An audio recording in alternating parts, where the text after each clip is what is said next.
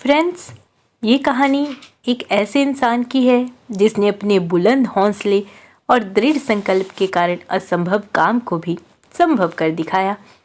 ये कहानी भारत के माउंटेन मैन कहे जाने वाले दशरथ मांझी की है, जिन्होंने अपने बुलंद हौसलों की बदौलत महज एक छेनी और हथौड़े से पूरे पहाड़ को काटकर एक रास्ता बना दिया।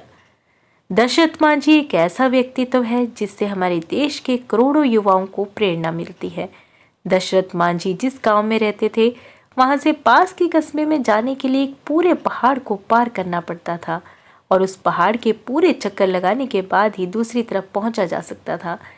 दशरथ मांझी के गांव लोगों की छोटी सी भी जरूरत इस पहाड़ को पार करने के बाद ही पूरी होती थी। एक दिन जब दशरथ मांझी पहाड़ी इलाके में अपना काम कर रहे थे और हर दिन की तरह उनकी पत्नी फाल्गुनी देवी उस दिन भी उन्हें जब दोपहर का खाना देने जा रही थी, तब दुर्भाग्यवश अचानक पैर फिसलने के कारण वो एक पहाड़ी दर्रे में जा गिरती है और तत्काल इलाज ना मिलने के कारण उसकी मृत्यु हो जाती है। फाल्गुनी देवी की मौत का सबसे बड़ा कारण वो पहाड़ था जो दशरथ मांझी के गांव और शहर के बीच दीवार बनकर खड़ा था। इसी पहाड़ के कारण फाल्गुनी देवी को अस्पताल ले जाने में देरी हुई और उनकी मृत्यु हो गई, क्योंकि गांव से शहर जाने के लिए पूरे पहाड़ के चक्कर लगाने पड़ते थे। अपनी पत्नी की मृत्यु ने दशरथ मांझी को पूरी तरह झकझोर के रख दिया और वो सोच में पड़ गए कि कैसे एक पहाड़ के बाधा बनने के कारण वो अपनी पत्नी को नहीं बचा सके। अपनी पत्नी की मृत्यु से जुड़ी इस दुखद घटना के बाद दशरथ मांझी ने एक फैसला लिया और इसी फैसले के कारण दुनिया भर के लोग आज उन्हें माउंटेन मैन ऑफ इंडिया के नाम से जानते हैं। मांझी ने अपना संयम नहीं खोया।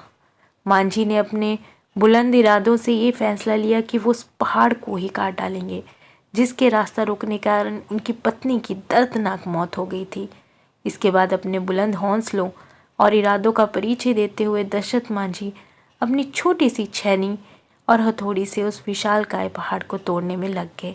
जब गांव वालों ने अब पहली बार उन्हें मात्र एक छेनी और हथौड़ी से पहाड़ को तोड़ते हुए देखा तो लोग उन पर हंसने लगे और उनका मजाक उड़ाने लगे। कईयों ने तो उन्हें पागल भी कहना शुरू कर दिया।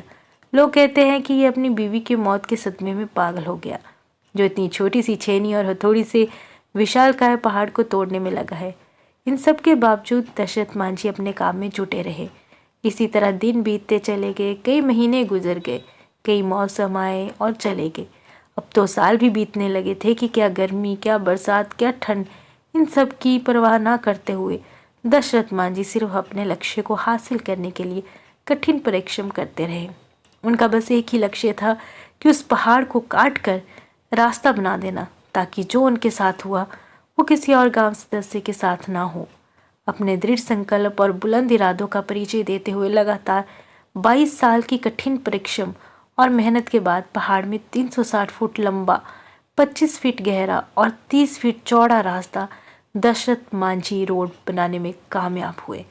दशरथ मांझी द्वारा बनाए गए इस रास्ते के कारण अन्नी से विजयगंज दूरी मात्र 15 किलोमीटर रह गई थी, जो पहले पहाड़ को चक्कर लगाकर जाने के बाद 80 किलोमीटर की दूरी पड़ती थी, वो मात्र 3 किलोमीटर की ही रह गई थी।